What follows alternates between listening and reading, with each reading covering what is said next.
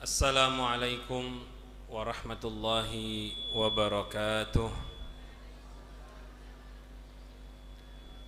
Alhamdulillah, wassalatu wassalamu ala Rasulillah Muhammad ibn Abdillah wa ala alihi wa sahbihi wa man walah, wa la hawla wa la quwwata illa billah, amma ba'du. Yang kita hormati dan kita muliakan para habaib, para asatid, yang mana mereka adalah panutan kita, contoh kita, yang menyampaikan kita kepada Allah Subhanahu wa ta'ala dan Rasulnya. Mohon maaf tidak saya sebutkan satu persatu namanya, tapi tidak mengurangi rasa hormat saya.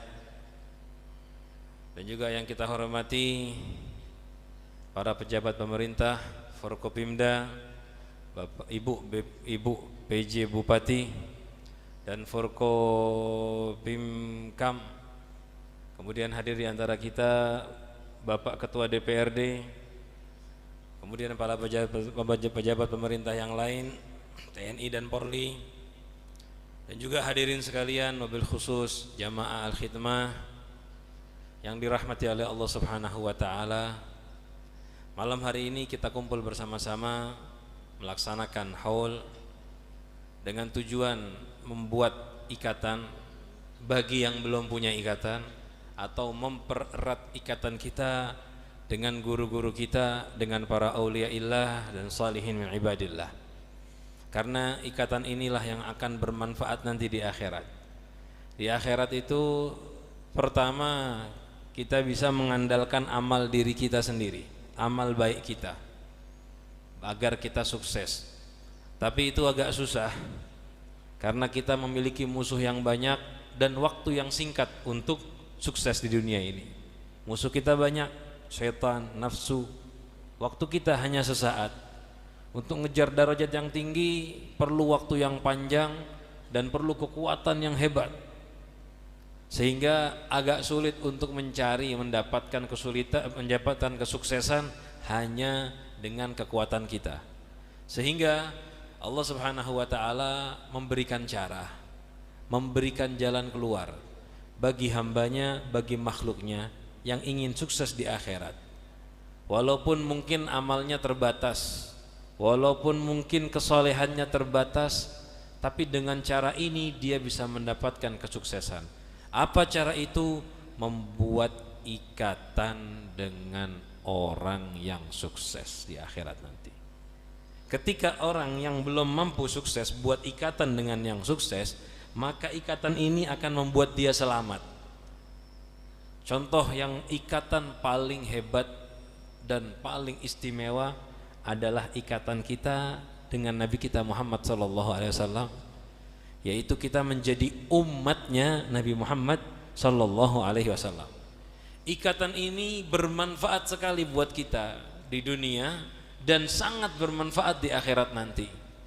Ketika kita menjadi umatnya Nabi Muhammad sallallahu alaihi wasallam, beriman kepada Allah, iman kepada Nabi Muhammad, mengikuti syariat beliau, walaupun mungkin di amal kita belum maksimal, tapi di akhirat insya Allah akan diselamatkan dan ditolong oleh Nabi Muhammad sallallahu alaihi wasallam. Beliau mengatakan ketika diberi pilihan oleh Allah Subhanahu wa ta'ala, malaikat Jibril turun membawa pilihan. Hai Muhammad, aku bawa kabar dari Allah, membawa dua pilihan. Pilihan pertama, sepertiga umatmu masuk surga. Dan pilihan kedua, diberikan syafaat. Apa yang dipilih Nabi? Nabi menyampaikan kepada para sahabat, fakhtartus syafaah, aku pilih syafaat, wahiyya liman mata walam yusyrik billahi syai'a. Dan syafaat ini akan diperuntukkan. Syafaat itu artinya pertolongan, bantuan. Diperuntukkan bagi siapa? Bagi orang-orang yang meninggal tanpa menyekutukan Allah. Jadi syaratnya nanti kita di akhirat bisa ditolong Nabi Muhammad satu aja, gampang. Apa itu? Mati tidak syirik, mati iman. Walaupun mungkin amal belum maksimal, kadang-kadang ada maksiat, Kadang-kadang mungkin namanya manusia ada bolong-bolong taatnya, tapi jika meninggal iman kepada Allah tanpa menyekutukan Allah, ikatan iman ini yang bermanfaat di akhirat nanti membuat kita akan ditolong, diselamatkan oleh Nabi Muhammad sallallahu alaihi wasallam dengan izin Allah Subhanahu wa taala. Sehingga hadirin, para ulama, para wali-walinya Allah yang sangat faham maknanya iman, mereka berusaha menyampaikan iman kemanapun. Mereka keliling, mereka berdakwah, keluar dari rumahnya, keluar dari kotanya, atau menggerakkan murid-muridnya untuk berdakwah. Dalam rangka apa? Menyampaikan iman kepada hamba-hamba Allah. Ketika hamba Allah sudah beriman kepada Allah, mereka sudah dapat satu kunci selamat di akhirat. Tinggal nanti ditambah, diperkuat, disempurnakan agar mereka dapat syafaatnya bukan sekedar selamat dari neraka, tapi syafaat mendapatkan surga tertinggi. Nah hadirin, ini yang kita rasakan malam hari ini. Sampean bisa kumpul di sini, haul, kemudian ikut tertib acara Majelis Al-Khidmah. Ya ini berkat semangatnya guru-guru kita, khususnya Kiai Asrori yang ngajarkan murid-muridnya. Walaupun kalau nggak salah di sini yang pernah ketemu Ustadz Zaki, pernah ketemu Kiai Asrori, Ustadz Zaki aja ya, yang di sini. Cuman berkat belajar dengan Kiai Asrori, semangat ini disampaikan kepada beliau, disampaikan kepada orang-orang di kampung ini, dalam rangka menggerakkan orang biar beriman kepada Allah. Dibuatlah acara macam ini. Dimulai dengan istighatsah. Istighatsah itu kita diajarkan meminta pertolongan kepada Allah. Sebelum bersandar kepada makhluk, minta kepada Allah. Ini penanaman iman sebetulnya, atau penguatan iman kita. Memang kita terkadang kalau ada masalah di dunia, usaha zahir, bekerja, mendatangi dokter kalau sakit, berusaha untuk memberantas kemiskinan, ada usahanya, dan macam-macam seperti tadi yang disampaikan oleh Ibu Bupati. Ada usaha untuk ABC, itu kegiatan duniawi ya, perlu, tapi itu sebagai wasilah sampingan. Wasilah utama kita, sandaran utama kita adalah meminta bersandar kepada Allah. Ini loh yang didapatkan dari iman. Kayak tadi di awal istighatsah, kalau kita sudah benar-benar bersandar kepada Allah Subhanahu wa taala, bagaimanapun keadaannya itu nyaman dan tentram. Ini yang ingin diajarkan oleh Kiai Asrori melalui istighatsah. Pertama, ngajarkan kepada orang-orang bahwa sandaran utama kita dalam hajat apapun adalah Allah. Kalau sampai yang sudah bersandar kepada Allah, bertawakal kepada Allah, hidup tuh akan tenang, hidup tuh akan tentram. Ini juga dasarnya adalah iman, percaya kepada Allah. Walaupun keadaan misal kacau balau, negerinya kacau, tapi kalau kita punya tawakal, kalau kita punya iman yang kuat, kita nggak akan bermasalah. Sebetulnya masalah itu kayak kelaparan, akan menjadi masalah besar kalau orang-orangnya tidak sabar. Kemiskinan akan menjadi masalah besar kalau orang-orangnya tidak sabar dan tidak yakin kepada Allah. Saya baru sekitar sebulan yang lalu, saya duduk sama penjaga warung, bukan di Indonesia, di Yaman. Dia lagi cerita tentang keadaan negerinya yang lagi perang. Sampai tahu kan negara kalau perang bagaimana masalahnya. Kita ini jangankan ada perang, ada demo di Jakarta aja kita di sini kena imbasnya. Ada masalah sedikit kan kita kena imbasnya, apalagi kalau negara lagi perang. Jadi tukang warung ini orang jaga warung, bukan ulama, bukan apa, tapi dia cerita keadaan di kota dia. Memang kotanya terkenal dengan kota orang-orang baik, kota orang-orang yang qanaah, kota orang-orang yang bertawakal. Kata beliau, di sini ini udah perang tahunan ya. Di sini alhamdulillah. Saya tanya gimana keadaan Tarim sekarang? Kan negara perang. Cuman saya masuk kota itu nggak kerasa kayak negara perang. Negaranya perang tapi kotanya tentram, aman. keluar santai, nggak ada masalah, aman. Bahkan beberapa ulama di Tarim ngomong, sampean kalau mau kepada santri-santrinya ya, santrinya kan takut negara mau perang, jadi mau pulang ke Indonesia, ada yang mau pulang ke Singapura, ada yang mau pulang ke Malaysia, takut katanya negaranya perang. Kata gurunya, kalau kalian mau pulang disuruh orang tua silahkan pulang, nggak apa-apa. Tapi kalau kalian mau pulang alasannya cari aman, ketahuilah nggak ada tempat seaman kota ini, kata beliau. Lu negara perang kok bisa kotanya aman? Ternyata hadirin, amannya itu adalah diawali dengan hati. Di situ banyak orang kelaparan, tapi nggak ada orang yang teriak-teriak lapar. Ada yang 2 hari nggak makan, ada yang sehari cuma makan sekali. Kalau di sana kan makannya roti tanpa lauk ada. Orang susah banyak, tapi nggak akan kelihatan orang sedang kesusahan. Kenapa? Penyebabnya itu mereka punya iman yang kuat, menghasilkan ridho, menghasilkan sabar, menghasilkan tawakal kepada Allah. Nah, ini yang ingin disampaikan oleh guru-guru kita kepada kita melalui majelis macam ini. Kita ingin dibuat kuat imannya. Kalau iman sudah kuat, keyakinan sudah kuat, tawakal kuat, semuanya akan terasa tentram. Mau ada masalah apapun, harga mau naik, barang mau mahal, sandarannya kepada Allah. Dan kalau sudah sandaran kepada Allah, semua akan diberi kegampangan oleh Allah Subhanahu wa taala. Barang mahal itu bukan masalah hadirin, kalau duitnya ada, kan begitu. Harga mahal beb, tapi duitnya juga tambah banyak, masalah nggak? Nggak masalah kan. Nah begitu juga dari satu sisi, barang mahal itu nggak masalah kalau pian nggak berhajat dengan barang itu. Barang tambah mahal nggak bermasalah kalau kita qanaah dengan apa yang kita miliki. Nah kalau kita tawakal kepada Allah, kita yakin, saya yakin kalau udah hajat, waktunya perlu, Allah bakal ngasih, kita nggak akan ribut. Ini loh iman yang ingin disampaikan para guru-guru kita. Dan dengan cara yang mudah, dengan cara yang nyaman. Kayak Asrori menyampaikan pertama di acara majelisnya kan tadi istighotsah, lalu disambung dengan manakib. Kenapa dibacakan manakib? Karena dengan membaca manakibnya orang-orang soleh turun rahmat. Ketika turun rahmat, itu hati, pertama kali rahmat masuk ke hati, bibit pertama yang disirami oleh rahmat yang turun di majelis adalah bibit iman. Rahmat ketika turun di hati kita itu, efek pertama yang diperlukan adalah bibit iman berkembang karena turunnya rahmat. Dan sengaja kita bernisbat kepada Syekh Abdul Qadir Jailani karena salah satu ulama yang sudah dikatakan sangat hebat, disepakati kehebatannya, kesolehannya, dan beliau banyak sekali menjamin murid-muridnya dijamin dengan kesuksesan, kesenangan dunia dan di akhirat.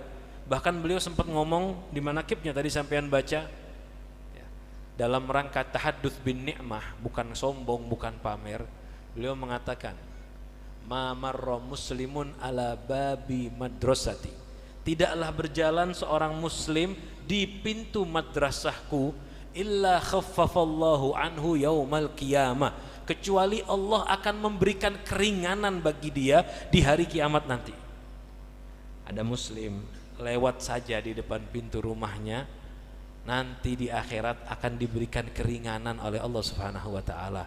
Dari kesulitan, dari adab, dari siksa diringankan cukup dengan lewat di pintu madrasahnya Syekh Abdul Qadir Al-Jailani. Nah, kita niatkan sampean di sini sekarang bukan lewat tapi duduk di madrasahnya Syekh Abdul Qadir Al-Jailani. Majelis ketika dinisbatkan kepada seseorang berarti sama seperti tempat belajarnya beliau. Itu tujuannya baca manakib, turun rahmat, dan kita buat ikatan dengan yang dibaca manakibnya. Ikatan ini yang nomor satu adalah penguat iman juga. Lalu setelah manakib kita baca zikir bersama-sama, la ilaha illallah. Gak usah ditanya itu zikir paling afdol. Ada 4 lafaz zikir, ada 4 kalimat zikir yang paling mulia. Subhanallah, walhamdulillah, wa la ilaha illallah, Allahu akbar. Tapi dari antara 4 ini yang paling afdol adalah zikir la ilaha illallah. Itulah zikir terbaik untuk membersihkan hati, untuk menanamkan iman yang kuat di dalam hati. Rasul pernah bersabda, jaddidu imanakum, perbaharui iman kalian. Sahabat tanya, ya Rasulullah, kaifa nujaddidu imanana? Gimana ya Rasulullah kami memperbaharui iman kami? Rasul mengatakan, aktsiru, perbanyak, min qauli, dari bacaan la ilaha illallah. Dibaca dengan hati yang hadir dengan ikhlas, iman tambah kuat, tambah kokoh. Dan terakhir ditutup dengan pembacaan maulid. Kenapa? Itulah beliau Nabi Muhammad, wasilah kita untuk sampai kepada Allah. Wali itu wasilah kita untuk sampai kepada Nabi Muhammad. Nabi Muhammad lah yang akan menyampaikan kita kepada Allah. Beliau makhluk yang penuh kasih sayang, yang rahmat berlebihan kepada kita umatnya. Bahkan beliau disifati oleh Allah bil mu'minina raufur rahim. Sifat beliau itu dengan orang mukmin, rauf, pemaaf, rahim dan penyayang. Nabi kita Muhammad SAW itu sifatnya dengan kita pemaaf dan penyayang. Ini saya cuma ngebahas acaranya tadi ya.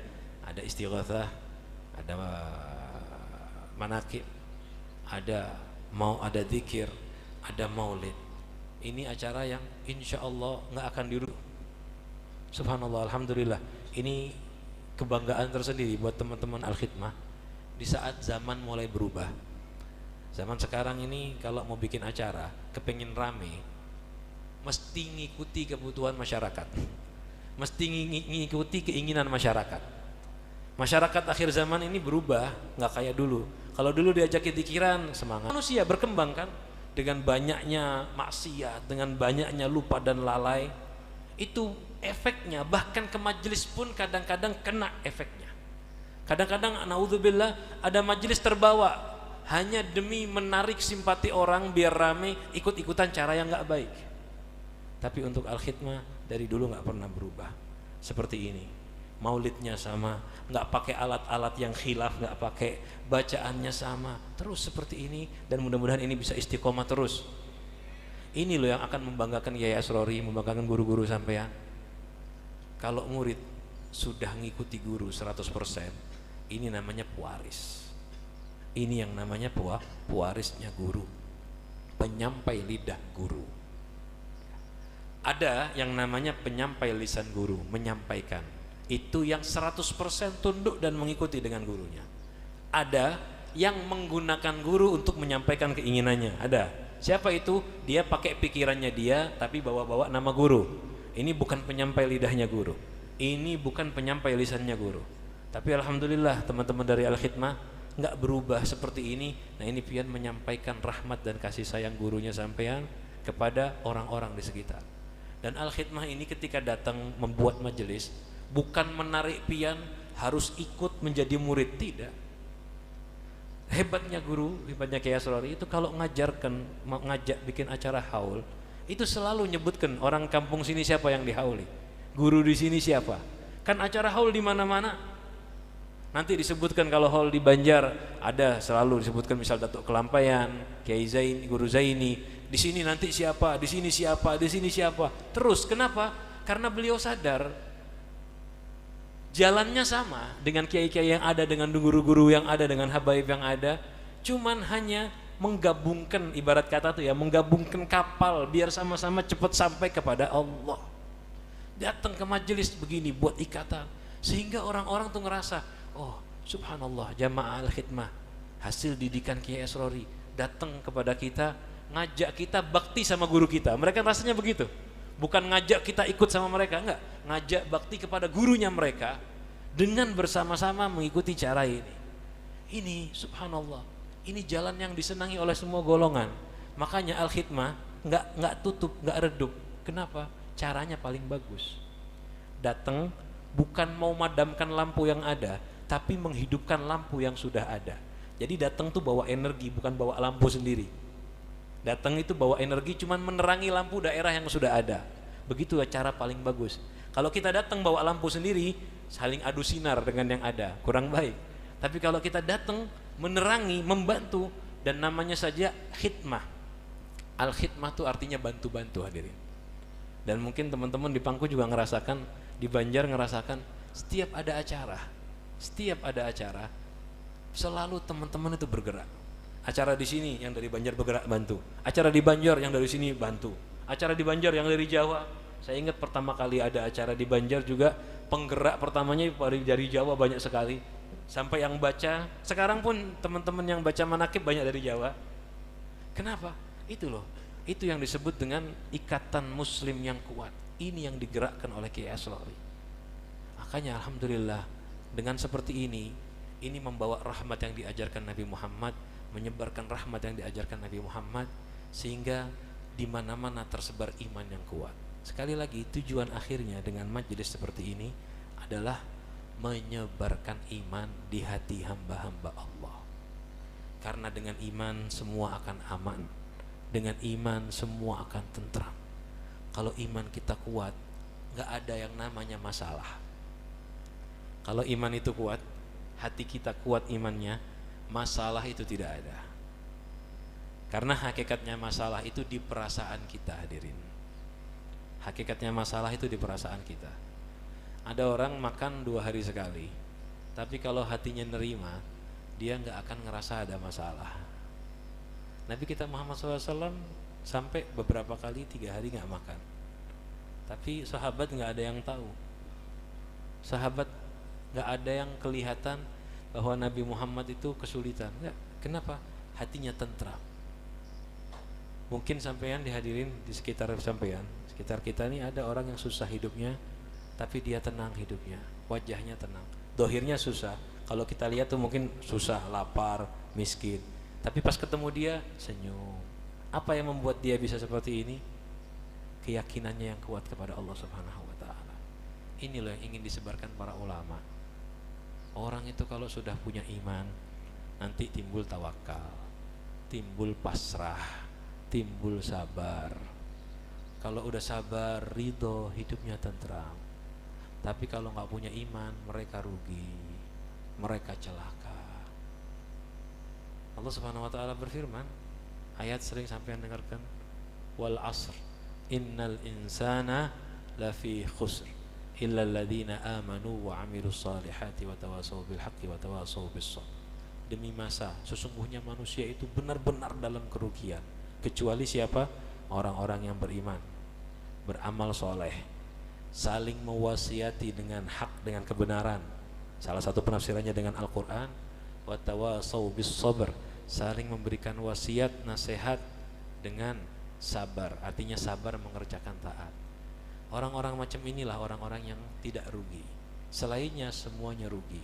Bahkan Nabi bersabda dalam hadis hasan riwayat Imam Tirmidzi, ad-dunya mal'unatun mal'unun ma fiha illa dzikrullahi wa ma wala wa 'alimun wa muta'allimah. Dunia itu terlaknat dan isi dunia terlaknat. Arti terlaknat itu kada dirahmatin, enggak dapat rahmat. Kecuali siapa? Yang zikir kepada Allah dan yang berhubungan membantu zikir, dan alim dan yang belajar. Oleh karena itu majelis seperti ini disebarkan. Kenapa? Biar pian zikir, biar kita belajar dan mengajar, agar kita enggak masuk kategori orang-orang yang terlaknat. Kita semua ini tiap hari sibuk dengan pekerjaan kita. Ada yang bertani, sibuknya dengan tani kerjaannya. Ada yang di kantor, sibuknya dengan kantor pekerjaannya. Ada yang enggak kerja, sibuknya main-main saja. Yang enggak ada iman, yang tidak ada zikir, yang tidak ada ilmu, enggak ada hubungan dengan ini semua, dia terlaknat, artinya enggak dapat rahmat. Ulama kesian dengan orang-orang macam ini, sehingga dibuatlah perkumpulan agar apa? Agar mereka enggak terlaknat, agar dapat rahmat. Barang seminggu sekali ketemu, sebulan sekali, tergantung kekuatan imannya. Ketemu semakin banyak semakin bagus. Kalau sudah dapat hal macam ini, zikir atau belajar mengajar, maka dia keluar dari laknat, dapat rahmat Allah. Kalau udah dapat rahmat Allah, hidupnya tenang. Terakhir hadirin sekalian, jadi ringkasan omongan tadi, kita ini perlu membuat ikatan dengan para aulia solehin, karena memang mereka itu orang-orang yang paling sayang dengan kita, bahkan melebihi sayangnya diri kita kepada diri kita sendiri, sehingga mereka ingin menyelamatkan kita, ingin menolong kita, dan mereka menyebarkan iman, ilmu, dzikir. Terakhir yang perlu kita perhatikan, ini buat PR kita dan buat bekal kita, biar kita bisa beriman dengan baik. biar bisa mendapatkan manfaat dari majelis seperti ini, yang paling kita perlukan adalah kebersihan hati. Ya, kebersihan hati.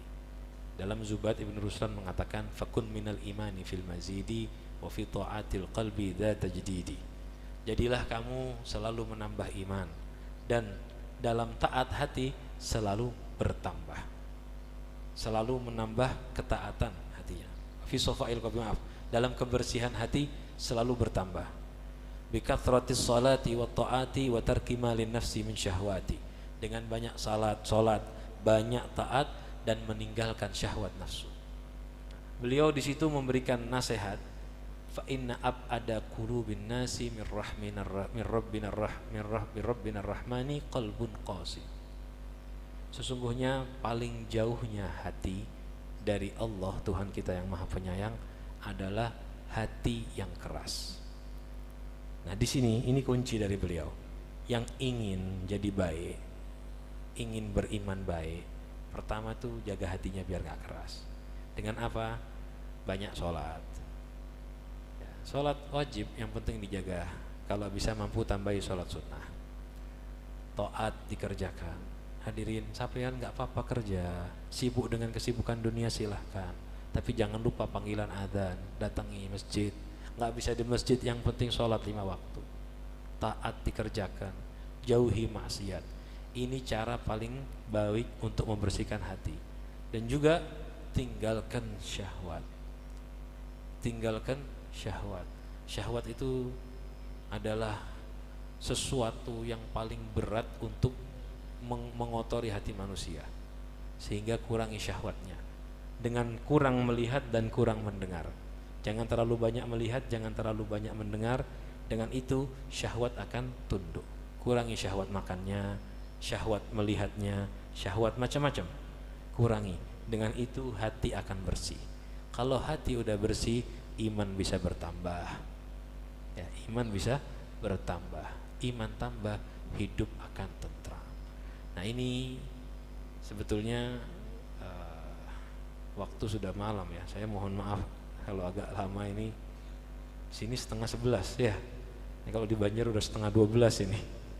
Nah, jadi kita tidak panjang lebar.